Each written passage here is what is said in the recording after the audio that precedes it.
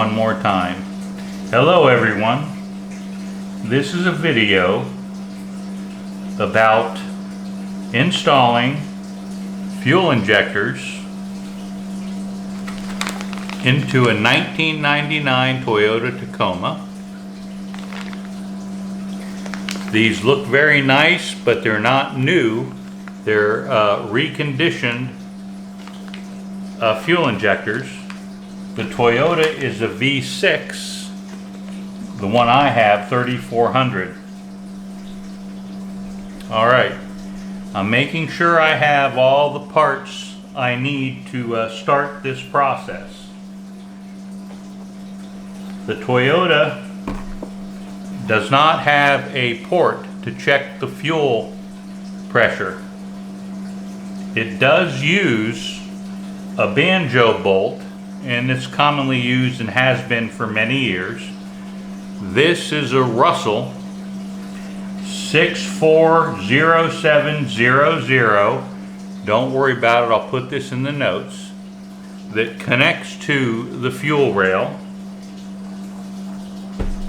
In order to check the pressure, you use a pressure gauge like this. This is an Akron, I think. I bought it, wow, I don't know, many years ago in California. So 20, yeah, I don't know. I really don't know. Anywhere from 15 to 20 years ago. I went online and read and woke up one morning because I'm trying to get, I have parts coming in my injectors and wanted to be able to check the fuel rail and leave the part in, so like every other vehicle I have, I can check what the pressure is. Just walk up to it, not having to disassemble and move things a whole lot.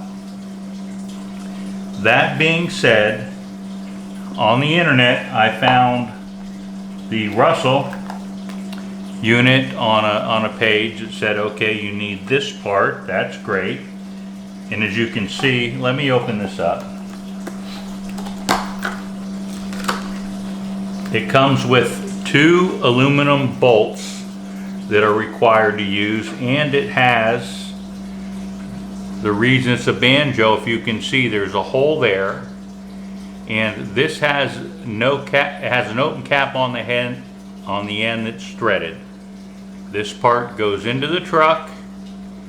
This part sits on the rail. The rail has what's around a connection, looks like a Banjo. One of these seals goes on this end, the other seal goes on this end, and the connection tube, and I'll show you this later once I have it out, goes over to the other rail from the one side left to the right. Alright. Okay, so in order to connect the gauge, or the pressure gauge, you need to have a direction. You can go straight, like here, and that would be fine, except you need to be going up with the truck that I currently have in the direction. So I'll show you that later. So I made, or there is such a thing as an elbow. This is the elbow. It's male on one side, female on the other, and I'll put all this stuff in the notes. Okay, this connects, and these are plumbing pipes basically that tighten and taper off into the Banjo bolt that goes this way, so it will connect. So my first try, bought this, it's all going great. And then you don't want to buy this. I won't put this in the notes, but this is a threaded again pipe, NPT, basically pipe threads for PT, that connects to the unit that would bring it straight up and away from the cover on the front of the motor. The problem is that when I tried to do this and hook this up to my pressure gauge, I mentioned this earlier, you can see it there, it doesn't fit. And this pressure gauge has two different size fittings, the larger one, I don't know what that is, and then one that tunes down to a smaller unit. So I said, uh-oh, and I decided that I needed the correct part. You don't need to know about this, because this is the wrong part. I think these were all Amazon. This was delivered, I mean, it is what I asked for, but it's not what I needed. So I went back looking. Need all this so I can put it back together right. And a company called Riff Raff Diesel Performance makes one for a Ford diesel engine, and this is a gas engine, but because of standards, there's standards to make everything the same, and they gave me a fancy decal I'll put on something, not really, but maybe. And the part number that they sent me was this, a GZ-13005 is their part number. And looking at it, this kind of matches the size. Not certain on this, but we'll take a look at it. So let me go get a pair of scissors to open this. And hold on 1 second.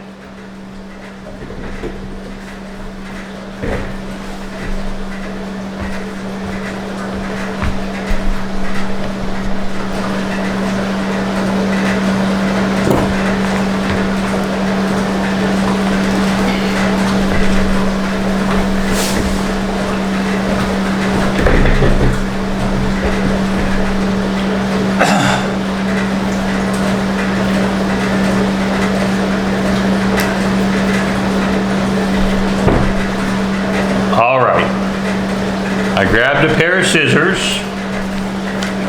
I'm moving this up so I can cut the bottom of the bag off. Whoops, there it goes. Out she comes. This is a brass cap. I can see, and you can't see in there, I can see the valve, the Schrader valve bottom. Spinning this off. You can look in here, there's rubber fitting that will last for, I don't know if it'll last the life of this truck I got. My truck's only 20 years old, and then, well, I'll be dead before. Someone else will worry about this problem. And taking a look at this, here is the valve, putting it in where it's tapered to go in to the unit here. The threaded banjo bolt, the 90-degree elbow, and the adapter for the fuel gauge looks good. Placing this on, is that going to fit? Stand by one. Taking this apart, the fuel gauge with test adapter. Here's a test adapter port. It's not fitting on there at all, so I guess I'll have to set that down when I go to check it. And just so you can see, they appear to be about the same. And hooking this up, I hook this on and, yes, no, yes, yes, yes, okay, there it goes. Okay, so this adapter plugs directly into my gauge. So, and I'll try and write this up. You can go online to Riff Raff and see that. So I have a way of hooking up my Schrader valve, you know, like a little kid, and you push that out to get air to go out, gas would go out, and this is the cap. So this is what I'm going to install on the right or left rail. I'll let you know when I do it, and we'll have video and pictures of that. So this is, let's see, set this down, we got this. This is a valve that we do not use. That's going over here to the not used pile. And then we'll talk about the fuel injectors. Okay, I went, there'll be hopefully there's another video out there where I basically wanted to change all my fuel injectors in my truck. And I went and I got Denso parts that were not Denso parts. They were Chinese rip-offs. And I didn't realize it till I put them in my truck. made the fuel injectors work in seat, and I'll talk about that in the video as well. And once it was seated and working right, the truck starts a little funny and it doesn't run right, and it uses more fuel than it did, and I get a check engine light with the P173. It wasn't lean, it was too much fuel. I forget what the code was. And so I said, wonderful. Anyway, then I went back and looked and noticed that I needed the right fuel injectors, and when I went to Motor West, they're sharp people. I read the fuel injector I needed and wanted to get from them, they no longer have. And they described the problem of the fuel injector is that basically there's a, I don't want to say design flaw, but the way they fail is they run fine, then they fail, and you get a shuddering in the truck.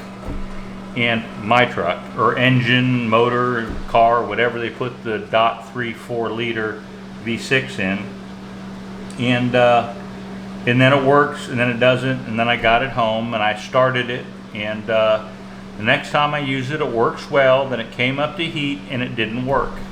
It started to shudder again, and that's what they said it would eventually fail, because the solenoid was bad. It was basically worn out, and they had a different version from another Toyota that they remanufacture, and this is what I got.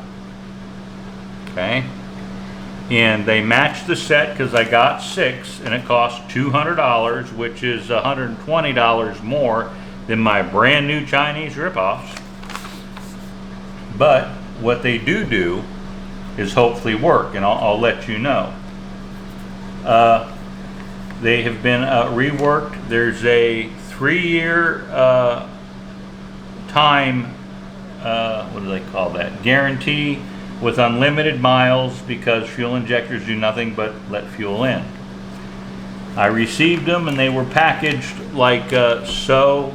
I'm going to check the resistance on them, on at least on this one, because I can get into the package, and there's 3. They're very, very sharp looking and clean. They came with O-rings on both sides, and that would be the well, one side of the rail. And then here are the other packages where they're set up. And again, when I say they look new, they look new. They cleaned them wonderfully. And I'm certain, I don't know if they tore them apart or not. You can call them. And then I got 1, 2, 3, 4, 5, 6 O-rings that came with it, as well as spare O-rings. So this is the stuff I'm going to be putting on my truck, and I'm going to be doing it not tomorrow, the day after. I've scheduled time off to do this, and I'll try and videotape it. Videotape, I'm showing my age. At least I'm not saying film at 11.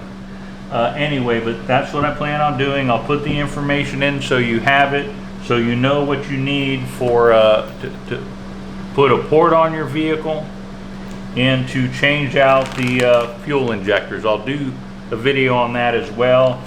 Not all of it. There's a couple. There's one very good Timmy the Tool Man video on doing this, but I want to show you how I worked the white lithium grease to make all of to make the fitting work and no leaks, because believe me, I had leak problems with the Chinese fuel injectors. Okay. Thank you very much for watching, and this will be part 1 of a part 2, and the part 2 will hopefully come out on, well, Sunday. Thank you.